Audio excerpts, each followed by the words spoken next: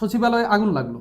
আগুন লাগার পর পর আমরা দেখলাম একাধারে সব সমন্বয়ক বলে দিলেন এটা আওয়ামী লীগের দোসরদের, মানে আওয়ামী লীগ বা আওয়ামী লীগের দোসরদের বিরুদ্ধে এক ধরনের তারা অভিযোগের তীর মাইরা দিল, এবং তারা মোটামুটি কনফার্ম এরকম অনেকেই বলতে শোনা গেছে। তো সেই জায়গায় আমরা শেষ পর্যন্ত সরকারের যে তদন্ত প্রতিবেদন সেটাতে কি পাইলাম, স্পার্ক থেকে আগুন লাগলো। তারা সরকার এখন যেটা বোঝার চেষ্টা করতেছে কুকুরটা কিভাবে গেল। হ্যাঁ, তো আপনি আগুন লাগার পর আপনি নিশ্চিত করে দিলেন যে আগুন আওয়ামী লীগের কেউ এসে শেখ হাসিনা এসে লাগাইছে, বা ওবায়দুল কাদের বা নানক এসে লাগাইছে, মানে টোনটা তো এরকমই ছিল। এখন আপনার সরকার, আপনি যাকে ক্ষমতায় বসিয়েছেন সে বলছে যে না, সে আবার তদন্ত করছে 3 দিন, আবার এই 3 দিনে সাংবাদিক ঢুকতে দেয়নি। তদন্ত কইরা সে কইলো যে কি স্পার্ক থেকে লাগছে। এখন তারা মানে সরি কুকুরের আসা যাওয়া নিয়ে তারা বিস্তারিত জানার চেষ্টা করতেছে। মানে এখানে কে, মানে আর সচিবালয়ের এই স্পার্ক বা সচিবালয়ের জিনিস এত এত লুজ কেন সেখানে স্পার্ক হবে? আপনার প্রশ্নটা কি? প্রশ্নটা তারা কেন মানে তদন্ত ছাড়া এটা বললো, এবং এখন কেন তারা ভুল প্রমাণিত হলো সরকারি প্রতিবেদনে। এখন তারা কি সরকারের প্রতিবেদনকে কি অপোজ করবে কিনা, যে আমরা এই প্রতিবেদন মানি না এটা বলবে, নাকি তারা তাদের আগের বক্তব্য, আওয়ামী লীগ বলেন, আওয়ামী লীগের দোসর বলেন, ইভেন বিএনপি কে বলুক বা জামাতকে বলুক, সেটার জন্য ক্ষমা চাইবে? কি করা উচিত তাদের? আপনি কোনটা চান? আমি তো চাইবো যে আগুন লাগছে ভাই, আমিও জানি না তুমিও জানো না, এটা সবার আগে কিছুটা আঁচ পাইলে ওইখানে যে ফায়ার সার্ভিস গেছে সে জানতে পারে, দ্বিতীয়ত মিডিয়া গেছে সে কিছুটা আঁচ করতে পারে। ওই এই রংপুরে গেছে আসিফ মাহমুদ সজীব ভুঁইয়া, সে ওখান থেকে আইসা হেলিকপ্টারে আইসা নাইমে সে কয় যে আগুন লাগাইছে আওয়ামী লীগের দোসররা। আরে বেটা, আপনি তো ঢাকাই নেই, আপনি কেমনে জানেন যে এই আগুন ফ্যাসিবাদের দোসর? আপনি মন্ত্রণালয় ছাইড়া যান কেমনে?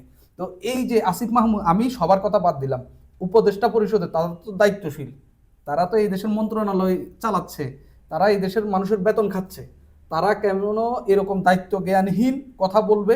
আমি মনে করি সে দায়িত্ব জ্ঞানহীন বলেনি। ধরেন সে আসিফ মাহমুদের কথা আগেরটাই সত্য, যে শেখ হাসিনা ষড়যন্ত্র হয়েছে। হ্যাঁ, ষড়যন্ত্র হয়েছে, শেখ হাসিনা আগুন লাগাইছে বা আওয়ামী লীগ আগুন লাগাইছে। এখন সে স্পষ্ট করে বলুক, আমি ডক্টর মোহাম্মদ ইউনূসের প্রতিবেদন মানি না, আমাকে ওই ষড়যন্ত্রের প্রমাণ দাও।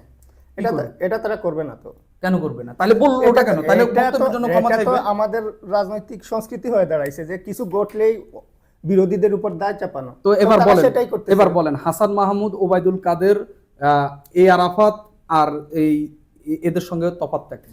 ওইটা যে তফাৎ ওই জায়গায় যে ক্ষমতায় গেলে আর কেউ নিজেদের ইয়েটা ভুলে যায়, যে বিরোধীদের দায়ী করার জায়গাটাতেই চলে যায়, এখানে কোনো পার্থক্যের জায়গা নাই।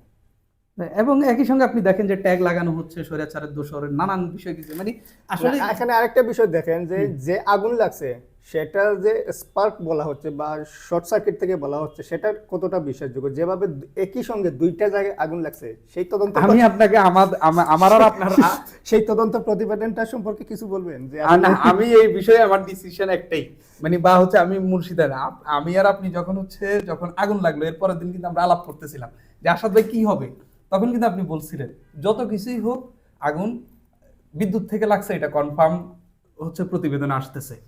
হ্যাঁ, কারণ এই সরকার, আপনি বলছেন এটা আপনার কথা, আমি বলতেছি উনি যেই দিন আগুন লাগছে এর পরের দিন আমরা আলাপ করতেছিলাম, চা খাইতে খাইতে আলাপ করতেছিলাম, উনি আমাকে বলতেছে এই সরকার যদি আওয়ামী লীগ আগুন লাগায় সেটাও বলতে পারবে না, আবার তারা যদি লাগিয়ে থাকে সেটাও বলতে পারবে না, আগুনের দোষ যাবে শেষ পর্যন্ত বিদ্যুতের উপর। কারণ বিদ্যুৎ তো একটা জড় বস্তু, এর তো ফাঁসি দেওয়ার মতো কিছু নাই, হয়তো দুই একজন ডিজি মিজিরে ধরে কিছু একটা করতে পারে। এখন বিদ্যুতের এই যে প্রতিবেদন, আচ্ছা শেষ বিষয়, এই যে বিদ্যুতের অবহেলার জন্য কি বিদ্যুতের লোকজন কি বিচারের আওতায় আসবে কিনা? এটা নিম্ন স্তরে কয়েকজন কর্মীকে হয়তো বলির পাঠা বানানো হবে, সেটা আমরা দেখে এই দেশে আসলে বলির পাঠাই হই, শেখ হাসিনা সরকারের আমলে বলির পাঠা হইছে, কিন্তু আমরা এটা দেখব না যে স্বরাষ্ট্রমন্ত্রী এটার দায় নিয়ে পদত্যাগ করতেছেন, এ ধরনের আমরা দেখব না। সেটা তার তো পদত্যাগ তো ওই ফায়ার ফাইটার যেদিন মারা গেছে সেদিনই পদত্যাগ করা উচিত, কিন্তু তিনি করবেন না।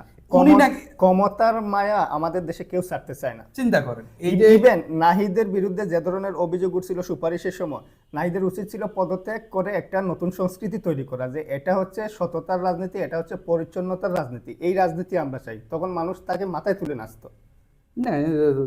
অথচ এখানে যে ধরনের কনফ্লিক্ট অফ ইন্টারেস্টের জায়গা আছে সেগুলো যদি ধরেন উন্নত বিশ্বে যদি আমরা দেখি, আমরা ইসরায়েলকে তো অনেক গালাগালি করি, সেই ইসরায়েলের প্রধানমন্ত্রী কাকে একটা বিশেষ সুবিধা ইয়ের জন্য কি একটা উপহার গ্রহণ করছেন, সেটা নিয়ে যে ওকে আদালতের কাঠগড়ায় দাঁড়াতে হচ্ছে, এটা আমাদের এখানে চিন্তা করতে পারেন। কিছুদিন না। আগে ওই আমাদের নৌ মন্ত্রণালয়ের উপদেষ্টা সম্ভবত এম শাখাওয়াত, উনি ওনার ছেলেকে নিয়ে একটা চট্টগ্রাম বন্দর বা মংলা বন্দরে গিয়েছেন, সেখানে তার ছেলেকে কর্মকর্তাদের পক্ষ থেকে কূট উপহার দেওয়া হচ্ছে, সেটা দাম হয়তো একটু বেশি হতে পারে, আমার কথা হচ্ছে 2 টাকা নিবেন। 2 টাকা। তো সে এই ধরনের সংস্কৃতিগুলো আমাদের এখানে পাওয়ার কেন্দ্রিক, পাওয়ারকে কেন্দ্র করে গড়ে ওঠে।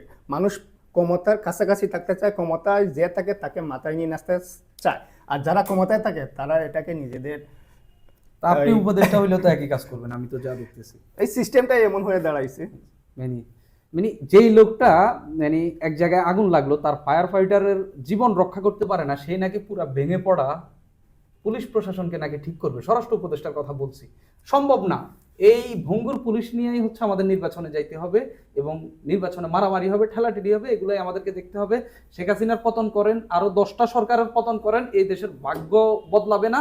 এই ধরেন এই ওবায়দুল কাদের, হাসান মাহমুদের বিদায়ের পর আপনি পিসা বাইনা বসান, কিচ্ছু করতে পারবে না। বাংলাদেশের মানুষেরই দুর্ভাগ্য, তারা এমন একটি দেশে জন্মেছে যেখানে শাসকদের দ্বারা সব সময় তারা নিপীড়িত হয়েছে, যেমনটা ঠিক এখনো হচ্ছে। শেখ হাসিনা গেছে, পতন হলো, আমরা অনেক কিছু স্বপ্ন দেখলাম, আদতে কোনো কিছুই পূরণ হবে না। আসাদ ভাই আর কিছু বললে বলেন, আমাকে কিছু প্রশ্ন করার থাকলে করেন। না, আজকে এই পর্যন্তই রাখি, আমরা আরেকদিন আলাপ করব। ওকে, একটু কর্কশ হয়ে গেছে, মাফ করবেন আমাদেরকে। আর আমাদের ভিডিও কেমন লাগে সেটা কমেন্ট করে জানাবেন। আপনারা ইতিমধ্যে অনেক প্রতিক্রিয়া আমাদেরকে জানাচ্ছেন, আমরা আসলে মানে আপনাদের প্রতি কৃতজ্ঞ, এবং ভবিষ্যতে ওইভাবে জানাবেন। সুপ্রিয় দর্শক, আজ এই পর্যন্ত।